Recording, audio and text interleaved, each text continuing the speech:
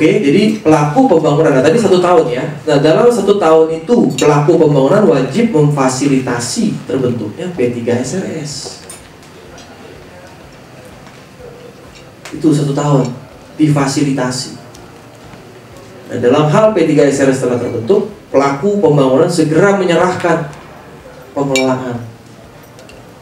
Nah terbentuk, serah terima deh pengelolaan kepada P3SRS. Nah, P3SRS dapat membentuk atau menunjuk pengelola. Maksudnya begini, jadi dia tuh sebetulnya secara hukum bisa mengelola sendiri apartemen atau apapun gitu ya. Atau dia juga bisa menunjuk outsource, building management ya, misalnya kayak Cushman, Colliers, Coldwell ya, atau Procon ya. Sekarang udah jadi JLL. Nah itu. Nah semua kepentingan penghunian diatur di dalam anggaran dasar dan anggaran rumah tangga. Nah jadi kalau dari segi pengembang, ya ADART harus disusun secara cermat. Karena itulah yang akan mengikat para pemilik dan penghuni. Dan ADART dalam prakteknya sulit diubah. Karena ada persyaratan quorum tuh 66%. Sulit diubah. Nah jadi jangan sampai salah bikin ADART. Nah dari segi pembeli, ya pembeli ada baiknya mengetahui apa hak-hak, apa kewajiban yang diatur dalam ADART.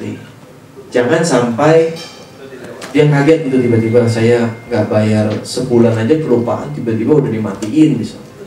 Ya Bu. ADART itu basicnya dari undang-undang rumah susun ada ya, dimasukin dalam situ. Ada. Nah jadi nah ini dia. Ini setelah ini Bu. Jadi ketika kita membahas pendirian P3SRS itu rujukannya tuh ini nih.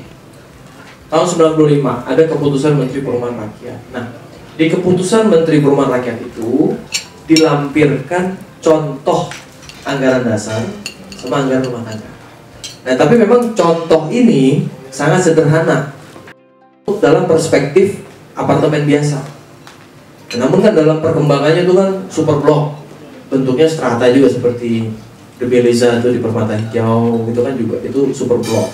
Ada hotel, ada office, ada residence, ada shopping, arcades.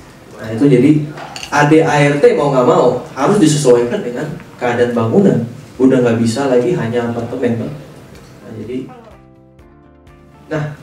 oke, jadi sama seperti yang tadi mengenai PPJB, yang mengenai ini pedoman penyusunan akte ini ada contoh anggaran dasar, anggaran rumah tangga itu dilampirkan sebagai contoh. Tapi ada juga ketentuan-ketentuan yang sifatnya wajib. Nah itu perlu dilihat ya. Nah namun kalau kita melihat kepada pembentukan P3SRS, simpelnya begini aja udah. Coba deh Bapak Ibu baca. Cara membentuk P3SRS ya begini aja, yang diatur dalam peraturan. Mengadakan rapat, ya kan? Dituangkan dalam notulen. Rapat menunjuk beberapa anggota, diberi kuasa.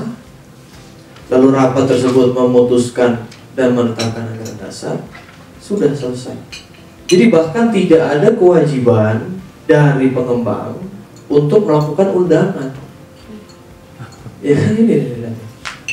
Tidak ada kewajiban untuk mengundang dulu. Lalu apa sih syarat-syaratnya untuk hadir? Apa syarat-syaratnya untuk voting gitu ya. Jadi seperti ini memang yang terjadi. Nah inilah yang disayangkan sih. Ini harusnya diatur secara lebih jelas. Seperti undang-undang perseroan terbatas. Karena ini menyangkut kepentingan orang banyak. Bukan seperti perseroan terbatas ya. Perseroan terbatas memang kurang lebih begini. Tapi kan shareholder kan 2 orang. Nggak seperti ini gitu, bisa ratusan, bisa ribuan. Nah itulah mengapa dalam prakteknya terjadi sengketa antara pembentukan P3SRS yang difasilitasi pengembang, di mana pembentukan tersebut tidak disetujui oleh para pemilik dan penghuni. Dan itu biasanya muncul ekses itu muncul ketika memang sudah lama serah terima, tapi belum ada P3SRS-nya. Nah, itu mulai tuh timbul tuh kelompok-kelompok, namanya macam-macam ya. Dia bisa bersatu, bisa juga enggak, pecah-pecah. Kadang-kadang itu tadi Bapak bilang 2 SPP ya. Saya pernah mengalami 3 Pak, 3 kelompok berbeda, masing-masing punya kepentingan gitu. Tapi memang rata-rata pecahnya 2.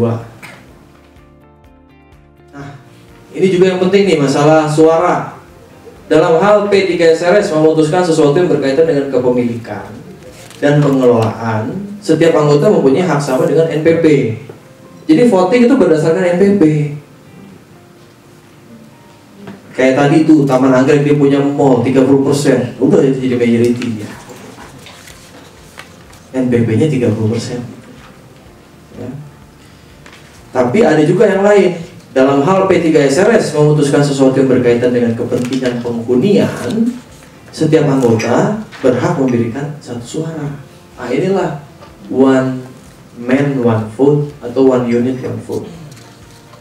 Ini yang waktu itu sempat heboh, ditakuti oleh pengembang. Karena apa? Karena mereka umumnya belum terjual semua unit. Nah, ketika belum terjual semua, di sini dibilang nih, apabila seharusnya belum dihuni, setiap nama pemilik hanya mempunyai 1 suara, walaupun pemilik yang bersangkutan memiliki lebih dari 1 salusun. Artinya apa? Kalau si developer masih punya unit 100 belum terjual dari 1000, 100 itu kosong misalnya, jadi hitung 1 dia. Itu makanya hebohnya di situ. Saya cuma dihitung 1 dari 100. Nah, cuman kan memang jelas ini untuk penghunian, memang untuk penghuni, suara penghuni, bukan suara pemilik atau pengelolaan. Maka itulah kalau Anda nggak tinggal kosong, ya nggak ada suara, istilahnya gitu. Nah, tapi kalau itu ada suara nih, telah dihuni, suara pemilik dapat dikuasakan. Tadi 100 dimiliki pengembang, sudah dihuni sama penyewa misalnya, suara itu bisa dikuasakan ke penyewa, penyewa berhak voting. Tapi kalau kosong nggak ada penghuni, ya nggak ada suara, suara penghunian, ya. Jadi pemilikan dan pengelolaan diatur berdasarkan NPP, penghunian diatur berdasarkan one man one vote.